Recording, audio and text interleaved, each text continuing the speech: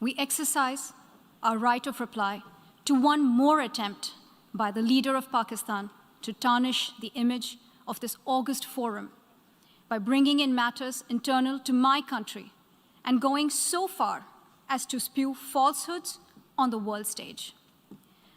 While such statements deserve our collective contempt and sympathy for the mindset of the person who utters falsehood repeatedly, I am taking the floor to set the record straight. Regrettably, this is not the first time the leader of Pakistan has misused platforms provided by the UN to propagate false and malicious propaganda against my country, and seeking in vain to divert the world's attention from the sad state of his country, where terrorists enjoy free pass while the lives of ordinary people, especially those belonging to the minority communities, are turned upside down. Mr. President, member states are aware that Pakistan has an established history and policy of harboring, aiding, and actively supporting terrorists. This is a country which has been globally recognized as one openly supporting, training, financing, and arming terrorists as a matter of state policy.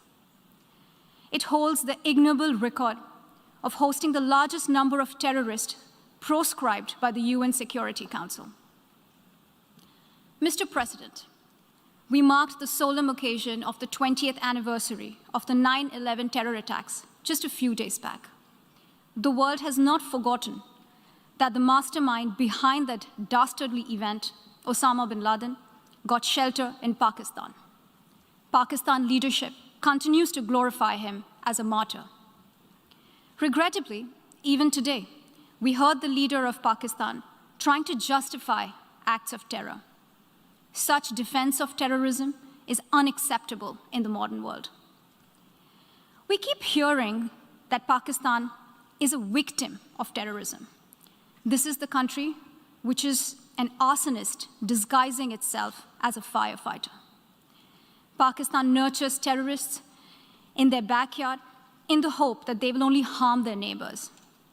Our region, in fact, the entire world, has suffered because of their policies. On the other hand, they are trying to cover up sectarian violence in their country as acts of terror. Mr. President, this is also the country that still holds the despicable record in our region of having executed a religious and cultural genocide against the people of what is now Bangladesh. As we mark the 50th anniversary this year of that horrid event in history, there is not even an acknowledgement, much less accountability. Today, the minorities of Pakistan, the Sikhs, the Hindus, the Christians, live in constant fear and state-sponsored suppression of their rights. This is a regime where anti-Semitism is normalized by its leadership and even justified. Dissenting voices are muzzled daily, and enforced disappearances and extrajudicial killings are well documented. Mr. President, unlike Pakistan, India is a pluralistic democracy with a substantial population of minorities who have gone on to hold highest offices in the country, including as President, Prime Minister, Chief Justices, and Chiefs of Army Staff.